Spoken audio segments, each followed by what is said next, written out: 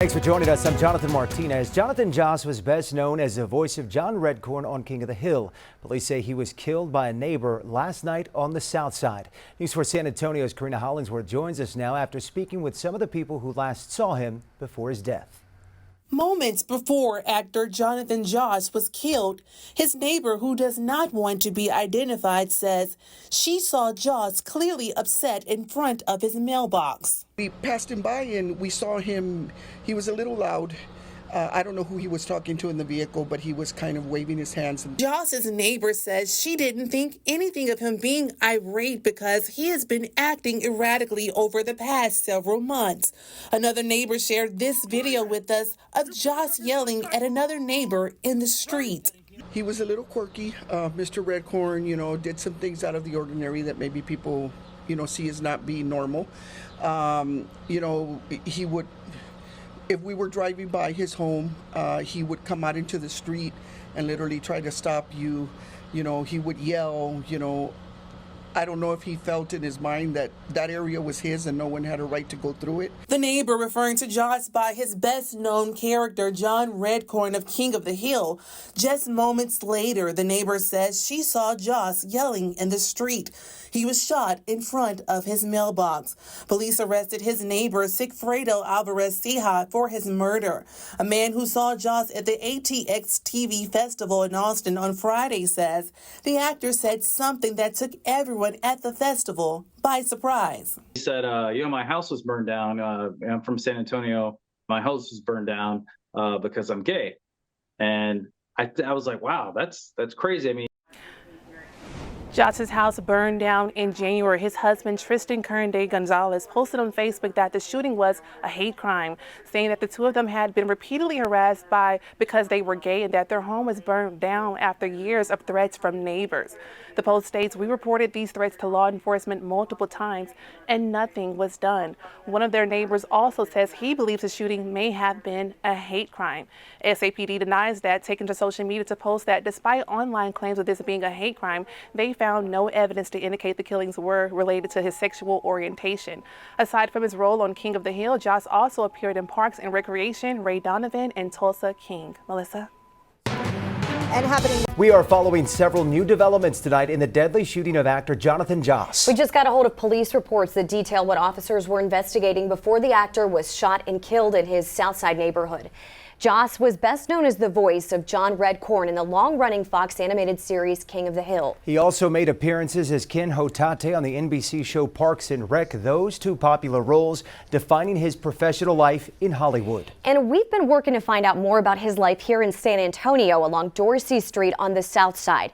News 4 got a hold of several police reports today, painting a picture of some very erratic and dangerous behavior. The News 4 I-Team's Jordan Elder is live at the site of the shooting to start our team coverage. Jordan, tell us what those reports are saying.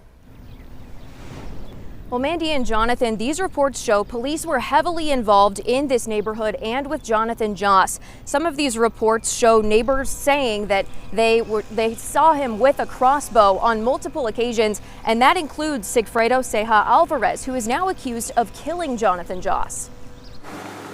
Disturbances, welfare checks, and mental health calls. Police visited actor Jonathan Joss's home more than 60 times since the beginning of 2024. Neighbors were very familiar with what they call a long-standing feud between Joss and Sigfredo Ceja Alvarez, the man now charged in his murder. They would back and forth, say things to each other. Joss and his husband, Tristan Gonzalez, have said threats were repeatedly made toward them because of their sexual orientation.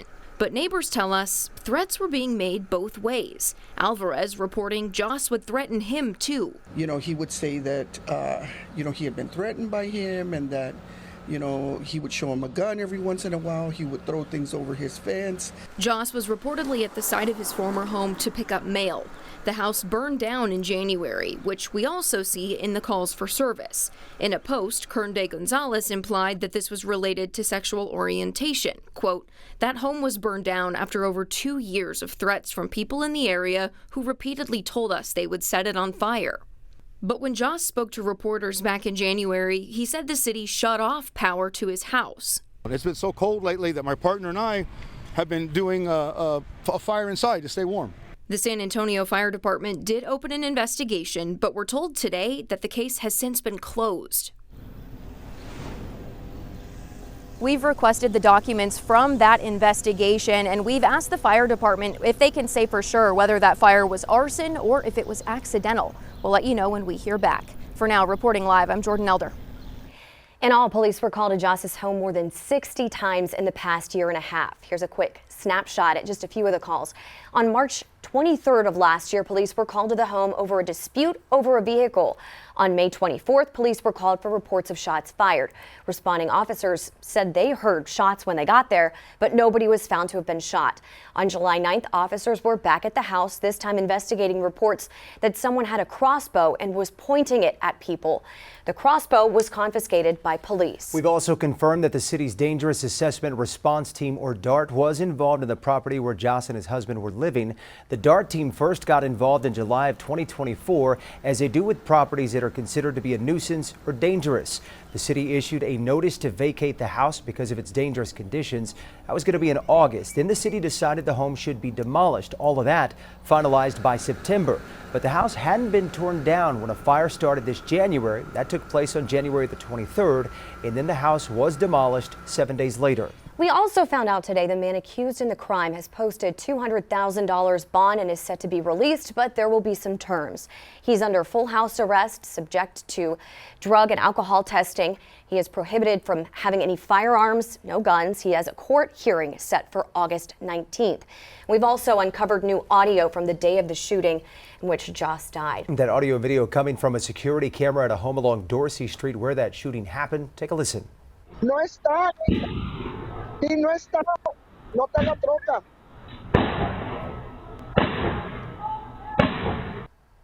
Surveillance camera footage captures the shots that killed the King of the Hill star on Sunday. Some in the neighborhood say this was a feud that started with a property dispute between Joss and the brother of the man accused of killing him. Yami Virgin from our sister station Fox SA continues our team coverage now from the site of this shooting. Yami. According to neighbors here on Dorsey Street, many were excited when they found out who Jonathan Joss was. King of the Hill, everybody knew him. So they were excited when he got here, but a few years later, a feud started, and it was not with the neighbor who allegedly shot him. This has been going on for years. I think it's just two people that I guess couldn't stand living next to each other for whatever reasons. This neighbor, who asked not to be identified out of fear for their safety, says the argument over the fence line was between Sigfredo Ceja's relative, who lived between Jonathan Joss and Ceja. But they tell us the feud then grew between Ceja and the King of the Hill star. They both had their part in it, and it just escalated, and somebody, went and hurt the other, and it shouldn't have happened. I don't think it should be turned into a hate crime, though, because now it's affecting the entire neighborhood, and we're all being looked at as we were harassing Jonathan and his husband because they were homophobic, and that's not the case at all. Coming up at 6 o'clock, some are calling this a hate crime. We speak to a former DA who tells us what the threshold is for that to be considered in this case. Reporting from the South Side, Yami Virgin, News 4 San Antonio. The official King of the Hill Facebook page posted a message today about Joss's passing. The show's creators saying, quote, "His voice will be missed. We extend our deepest condolences to Jonathan's friends and family." We have the latest tonight on the deadly shooting of King of the Hill actor Jonathan Joss. Joss was shot and killed off Dorsey Street on the city's South Side Sunday night. Joss was best known as the voice of John Redcorn in the long-running series King of the Hill. And right now, a memorial is growing near the site where Joss was killed. Fans have been placing candles and flowers there all day. And tonight we are also taking a closer look at police reports revealing a feud between Joss and the man charged with murder. Sigfredo Ceja Alvarez is set to be released from jail after posting a $200,000 bond. Alvarez will be under house arrest and subject to drug and alcohol testing. Also, we're told he can't have any guns. Alvarez's next court hearing is set for August the 19th. Joss's husband says they were targeted because of their sexual orientation. San Antonio police say right now there's no evidence Joss's death was the result of a hate crime. Neighbors tell News 4 that Joss and Sigfredo Ceja Alvarez had been fighting for years over property rights. Joss's husband, Tristan Columbia Gonzalez posted on social media that they were regularly harassed and that the harassment was homophobic. We asked former District Attorney Nico LaHood about what it would take for this case to be considered a hate crime. It would have to be the reason why they did the crime, whether it's an aggravated assault, or a murder. LaHood also says that if there's fear of serious bodily injury or death, that is in certain scenarios a justification to use deadly force. We also obtained several police reports today detailing months of disputes between Jonathan Joss and his neighbors, some even reporting he was pointing a crossbow.